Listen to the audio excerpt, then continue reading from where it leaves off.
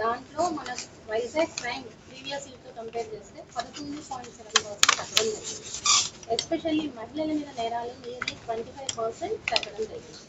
దానికి ఒక కారణం ఏంటంటే, సహజంగా మీరు చూస్తూ ఉంటారు, కేసు రిజిస్టర్ చేసిన తర్వాత దాన్ని ఎవరు పట్టించుకోకపోవడం, కొన్ని సంవత్సరాలు పడుతుంది ఛార్జ్ షీట్ వేయడానికి, తర్వాత అది వీలింగ్కి రావడానికి కొన్ని సంవత్సరాలు పడుతుంది, ఫైనల్గా శిక్ష పడడానికి 10-15 ఏళ్ళు పడుతూ ఉంటుంది. దీనివల్ల సొసైటీలో భయం తగ్గడం, ఏమవుతుందిలే ఒక కేసు రిజిస్టర్ అయినా కానీ అని ఒక నిర్లక్ష్య ధోరణి ప్రబలడం. దీన్ని కంట్రోల్ చేయడం కోసము మనం ఈ రీసెంట్ టైమ్స్లో స్పీడీ ట్రయల్ అన్న ఒక కాన్సెప్ట్, అలాగే ఫాస్ట్ ట్రాక్ అనే ఒక కాన్సెప్ట్ కూడా మనం తీసుకోవడం జరుగుతుంది. సో దీంట్లో ప్రతి ఐఓ కొన్ని కేసులని ప్రయారిటీ కింద తీసుకొని వాటి ట్రయల్ ఇమ్మీడియట్గా జరిగేటట్లు జ్యుడిషియరీతో కోఆర్డినేట్ చేసుకొని ట్రయల్ తొందరగా కండక్ట్ చేసి శిక్షలు తొందరగా పడేలా కృషి చేయడం జరుగుతుంది. సో మన police commissioner honourable CP sir Bagchi sir మార్గదర్శనంలో చాలా కేసులు వైజాగ్ సిటీ పోలీస్ ప్రయారిటీ కేసులుగా తీసుకోవడం జరిగింది. మీరు చూసినట్లయితే ఇక్కడ మనకి కోర్ట్ మానిటరింగ్ కూడా ఒక ఇన్స్పెక్టర్ ఉంటారు. సో ఇన్వెస్టిగేషన్ చేసి ఛార్జ్ షీట్ చేయడం ఒక ఎత్తు, అక్కడి నుంచి సాక్షుల్ని ప్రవేశపెట్టడం కోర్టులో వాళ్ళు ప్రాపర్గా విట్నెస్ ఇచ్చేలా చూడటము, ఆ టైంకి విట్నెస్లను ప్రొడ్యూస్ చేయడము, ప్రాసిక్యూషన్తో మన టీపీతో వీళ్ళతో కోఆర్డినేట్ చేసుకుంటూ శిక్షలు పడేలా చూడడం ఇంకొక అంశం. సో వీటినన్నింటినీ కోఆర్డినేట్ చేయడం కోసము మన సత్యనారాయణ గారు court monitoring cell inspector. So ఇలా చూస్తే మనకి గత 12/6/24 నుంచి ఇప్పటి వరకు 69 కేసుల్లో నిందితులకు శిక్షలు పడడం జరిగింది. దీంట్లో ఒక కేసులో మరణ శిక్ష కూడా ఉంది. ఒక మరణ శిక్ష, ఒక 2 మరణించే వరకు జీవిత ఖైదు అంటే లైఫ్ ఇంప్రిజన్మెంట్ టిల్ డెత్.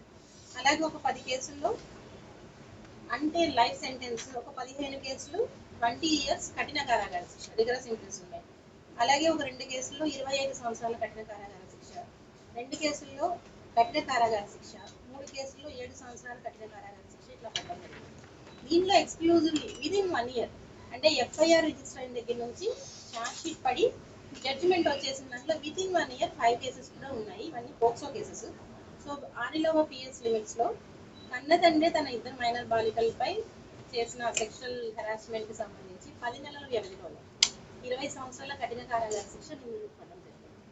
అలాగే భీమిలీ పోలీస్ లిమిట్స్లో వితిన్ 8 monthsలోనే మనకి ఎఫ్ఐఆర్ డేట్ 21/25, మనకి జడ్జ్మెంట్ 12/9/25 వచ్చేసింది.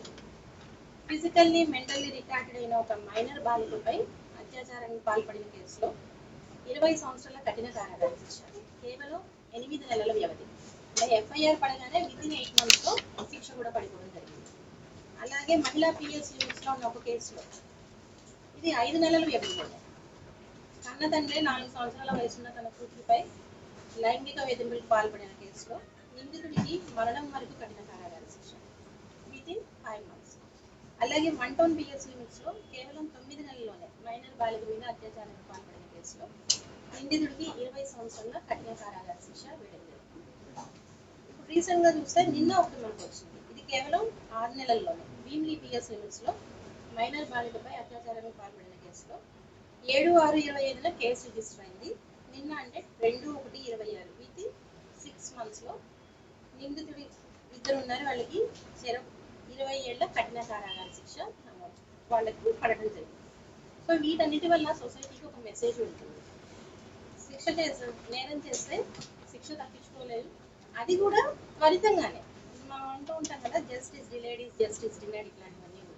సో అందువల్ల నగర పోలీసులు అలాగే మన గౌరవనీయ సీఎం గారి నేతృత్వంలో హోమ్ మినిస్టర్ మేడం డైరెక్షన్స్లో ఆనరబుల్ డీజీ సార్ ఇన్స్ట్రక్షన్స్ మేరకు సిపి సార్ గైడెన్స్లో వైజాగ్ సిటీ పోలీస్ ప్రాసిక్యూషన్ని కూడా ప్రాపర్గా మనం కోఆర్డినేట్ చేసుకొని మానిటర్ చేసుకొని త్వరితగతిలో విదిన్ మంత్స్లో మనం శిక్షలు పడేలా చేస్తున్నాం.